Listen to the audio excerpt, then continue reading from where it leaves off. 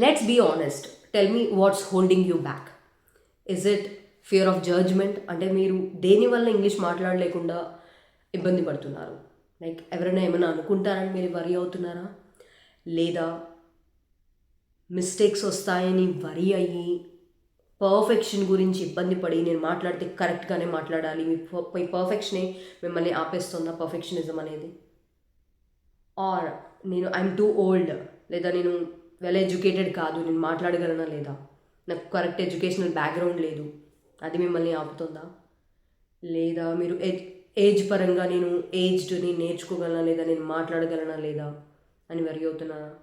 Are మీరు Telugu medium background, నేను మాట్లాడలేనేమో, నాకు అసలు ఒక్క ముక్క కూడా రాదు, నేను చదువుకోలేదు, లేదా నేను ఇల్లిటరేట్ అని వరి అవుతున్నారా? What is holding you back? Type it below in the comment section. But ఇక్కడ ట్రూత్ ఏంటంటే, it is not all these things. Okay, వీటి ఏ ప్రాబ్లం పైన నేను చెప్పిన ఏ ప్రాబ్లం వల్ల కూడా మీరు ఇంగ్లీష్ మాట్లాడలేకపోవడం అనేది లేదు. నేను గలిగినప్పుడు మీరు కూడా మాట్లాడగలరు.